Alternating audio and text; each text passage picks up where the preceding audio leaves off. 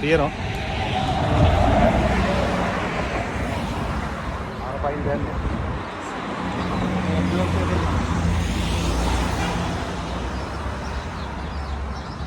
දැන් පාර පයින්නත් හරි අමාරුයි මේ ට්‍රාන්ස්පෝර්ට් රෝඩේ රත් වෙනවා.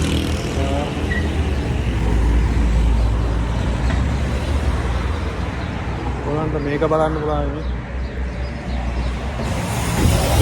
මේ බස් වල යන්න මේ සල්ලි දෙන්න බෑ මේ සාමාන්‍ය සල්ලි දෙන්න normal private බස් තියෙනවා. ඒ වුණාට මේ government බස් වල යනවා නම් අනිවාර්යෙන් touch card එක තියෙනවා. ඒ සල්ලි ගෙවලා ගන්න ඕනේ කාඩ් එක. ඒක ටච් කරලා තමයි යන්න තියෙන්නේ. සාමාන්‍යයෙන් මේ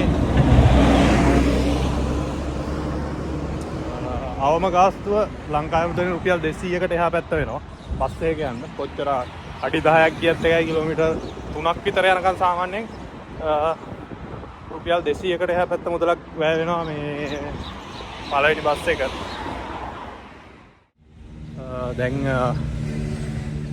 මේ දවස්වල මල් පිපෙනවා සෑහෙන්න. ඔයාලට කිව්වාගේ මේ පොඩි ළමයිට හරියට සෙල්ලම් කරන්න children park walking path ඒ වගේ දේවල්